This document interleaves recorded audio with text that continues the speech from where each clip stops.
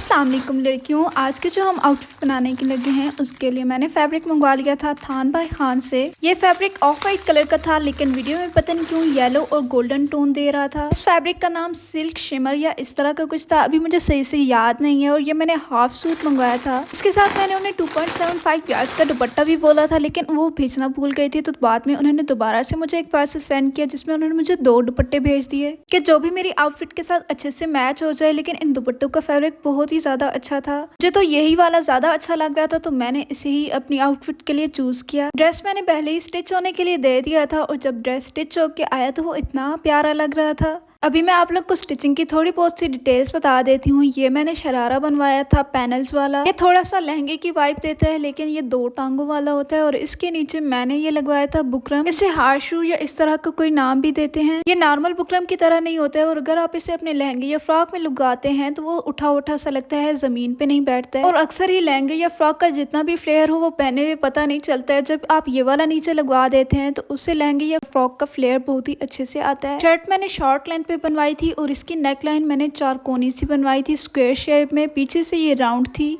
इस ड्रेस का स्टाइल ऐसा था कि इसे फिटिंग में बनना था, तो इसके लिए मैंने इसकी फिटिंग्स पीछे लगवाई थी, जिनको आप प्लेट्स भी बोलते हो। तो ये 2 प्लेट्स मैंने पीछे लगवाई थी और इस फैब्रिक के नीचे मैंने इसका इनर भी लगवाया था। दामन मैंने चौड़ा चौड़ा सही रखवाया था और इस ड्रेस को प्रेस करना काफी मुश्किल है क्योंकि ऐसे लगता है कि आयरन इसके साथ ही चिपक जाएगी, पर पहने में बहुत अच्छा लगता है। और इसकी इस्त्री खराब ही नहीं होती है तो इस्त्री की टेंशन लेने की जरूरत ही नहीं है। स्लीव्स मैंने तंग सी बनवाई थी और दुपट्टे का एक डिजाइन आजकल बहुत ज्यादा वायरल हो रहा था तो ये मैंने उसके लिए बनवाया था। वीडियो के एंड पे आपको पता चल जाएगा कि ये किस काम के लिए यूज होगा। अब बात करते हैं कि हम इस ड्रेस पे डिजाइनिंग किस चीज से करेंगे, तो इसके लिए मैंने सारा मटेरियल कुंदन एंड क्रॉनिकल से मंगवा लिया था। Kundan Chronicle sorry. इसमें मैंने एक फ्लावर शेप के स्टोन्स मंगवाए थे और उनके दरमियान में लगाने के लिए ये राउंड शेप मंगवाई थी। ड्रॉप शेप मैंने इसलिए मंगवाई थी ताकि मैं उससे पैटर्न्स बना सकूं। ये पर्ल चेन मैंने दामन, नेकलाइन और बाजुओं पे डिजाइनिंग के लिए मंगवाई थी। ये वाले क्रिस्टल्स दुपट्टे के लिए मंगवाए थे और इस डिजाइन पे फ्लावर की एक शेप बनी थी। और उस सब चीजों को चिपकाने के लिए मैंने मंगवाई थी E8000 ग्लू। अक्सर ही लोग मुझसे पूछते हैं कि जिससे मैं पकड़ पकड़ के चीजें चिपका रही होती हूँ वो क्या होती है, तो वो इस ग्लू का ढक्कन होता है। और हर वीडियो में मैं अलहदा से इसलिए बता रही होती हूँ कि हर वीडियो में हर कोई मुझसे बार बार यही पूछता है। इस ड्रेस के साथ मैंने इसके मैचिंग के झुमके, सहारे, इयररिंग्स जो भी बोलो वो सब कुछ मंगवा लिया था।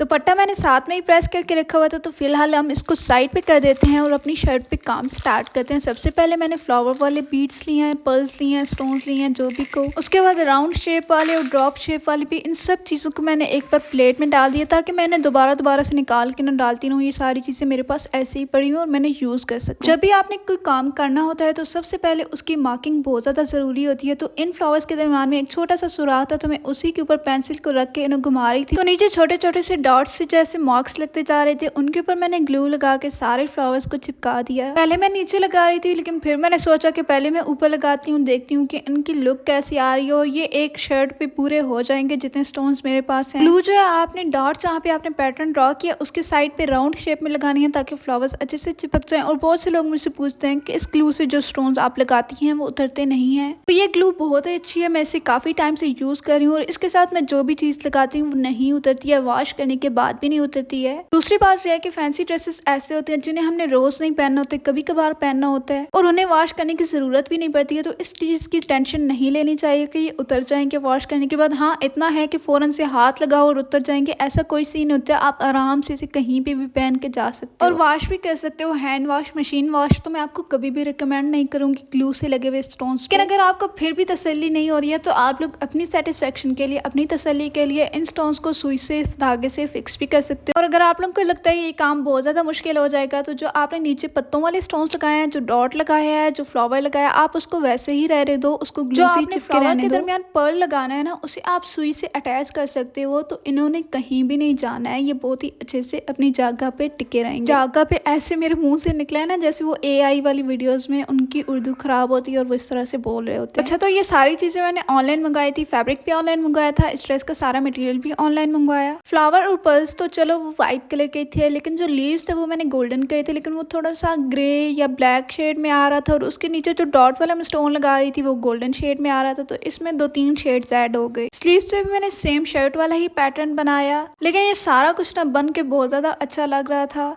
मैंने एक पर्ल चेन भी मंगवाई थी कि मैं इसके दामन पे काम करूंगी, स्लीव्स पे काम करूंगी, इसकी नेकलाइन पे काम करूंगी, लेकिन मुझे लगा कि वो काम तो बहुत ज़्यादा हो जाएगा। ऑलरेडी मैंने दरमियान में भी काम किया, तो फिर मैंने सिर्फ नेकलाइन और स्लीव्स पे थोड़ा थोड़ा सा काम किया। और ये पर्ल चेन मुझे बहुत ज़्यादा पसंद है। आप जिस भी चीज़ पे लगाते हो उसकी लुक ही चेंज हो जाती है। एक तो ये फैब्रिक थोड़ा सा इस तरह का था और दूसरा स्टिचिंग इस तरह की थी कि वो उठी उठी सी थी और उस पर मुझे चेन लगाना बहुत ज़्यादा मुश्किल हो रही थी, पर फिर भी मैंने चेन लगाई क्योंकि मैंने मंगवा तो ली थी। अब मंगवाई थी तो इसे कहीं ना कहीं तो लगाना था। वैसे अगर आप यही ड्रेस मार्केट से लेते हैं या ऑनलाइन कहीं से मंगवाते हैं तो आपको इतने गंदे फैब्रिक में इतनी पुअर स्टिचिंग के साथ ड्रेस मिलता है और वो भी इतना एक्सपेंसिव। तो आप लोग के साथ इस तरह के आइडियाज़ शेयर करने का पर्पज़ ही यही होता है कि आप लोग खुद अपने घर पे इस तरह के ड्रेसेस बना सकते हो। आपको कहीं से ख़रीदने की ज़रूरत नहीं है, बस आपको थोड़ी बहुत डिज़ाइनिंग आनी चाहिए। अगर नहीं आती है तो भी कोई मसला नहीं है, मैं हूँ ना, आप लोगों को सारी डिज़ाइनिंग सिखा दूँगी। अच्छा, स्लीव्स पे मैंने कुछ इस तरह का पैटर्न बनाया था कि सबसे पहले मैंने पर्ल वाली चेन लगाई थी। दरमियान में मेरे पास जो राउंड शेप वाले बीड्स थे वो सारे मैंने लाइन में लगाए थे और उसके ऊपर मैंने दोबारा से एक पर्ल वाली चेन लगाई थी।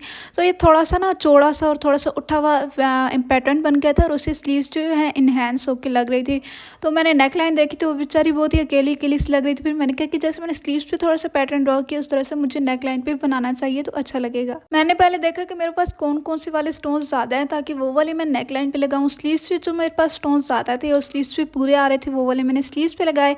अब यहाँ पे नेक लाइन पे लगाने के लिए मेरे पास ये वाले स्टोन्स थे तो ये वाले मैंने नेक लाइन पे लगाए और जो राउंड शेप वाले थे वो कम थे तो वो मैंने दरमियान में कहीं कहीं पे लगाए। अब डिज़ाइन का ये होता है ना कि आपके पास जो भी चीज़ अवेलेबल होती है आपने उसको एक बार रख के चेक कर लेना है वो चीज़ कहाँ पे, किस जगह पे, किस तरह से सूट कर रही है। तो वो डिज़ाइन आप पे डिपेंड करता होता है कि आप उसको अपनी ज़रूरत के मुताबिक किस तरह से एडजस्ट करके बनाते हैं। अब मैंने जो काम स्लीव्स पे किया है, नेक लाइन पे किया है, ये डिज़ाइन ना ही तो मैंने कहीं से देखा था और ना ही मेरे माइंड में था। मेरे पास जो स्टोन्स थे, जो चीज़ें थी, उन्हें एडजस्ट करके बस मैंने लगा दिया कि मुझे ये यहाँ पे अच्छी लग रही हैं तो मैंने यहाँ पे लगा देती हूँ। अब बारी है हमारे वायरल दुपट्टे को दुल्हन बनाने की। ये दुपट्टा आजकल इतना वायरल हो रहा है, रस्सी की तरह गले में डालते हैं इसको। आप लोगों ने इंटरनेट पे कहीं ना कहीं ज़रूर देखा होगा। इसके साथ जो मैं पैटर्न बना रही थी, मैं कोशिश कर रही थी कि वो जो मैंने ड्रेस पे काम किया, जो मैंने शर्ट पे काम किया उसके साथ मैच हो रहा हो। तो दरमियान में मैंने फ्लावर्स लगाए, ऊपर नीचे मैंने पर्ल वाली चेन लगाई, नीचे फिर मैंने फ्लावर के लीव्स जो ड्रॉप शेप थी उससे लीव्स बनाए। दरमियान में वही सेम पैटर्न जो मैंने शर्ट पे बनाया था और ऊपर नीचे जो है ना थोड़ा सा मैंने पैटर्न को चेंज कर दिया और इसके नीचे मैंने क्रिस्टल्स भी लगाए। अच्छा, तो ओरिजिनली जो ये दुपट्टा बनता है ना वो इसके साथ ही स्टिच होके बनता है। इसके साइड पे जो है वो उस दुपट्टे को प्लेट्स, चुनट्स जो भी आप बोलें वो डाल के दोनों साइड्स पे दुपट्टे को दरमियान से काट के और दोनों साइड पे प्लेट्स डाल के इस पट्टी को दरमियान में उस दुपट्टे के साथ अटैच करते हैं। लेकिन मैंने कहा कि दुपट्टा अगर मुझे सेपरेट से करना पड़ गया तो फिर मैं क्या करूँगी। तो इस वजह से मैंने अपनी टेलर से कहा कि मुझे कोई डिटैचेबल डिज़ाइन बना के दें कि मैं इस दुपट्टे को दरमियान से कटवा के उतार नहीं। तो उन्होंने मुझे इस तरह का डिज़ाइन बना के दिया कि जो मैं दुपट्टा इसके अंदर से गुजार सकती हूँ, ये दुपट्टे के ऊपर आ जाएगा। मैं इस दुपट्टे से लगा भी सकती हूँ और रिमूव भी कर सकती हूँ।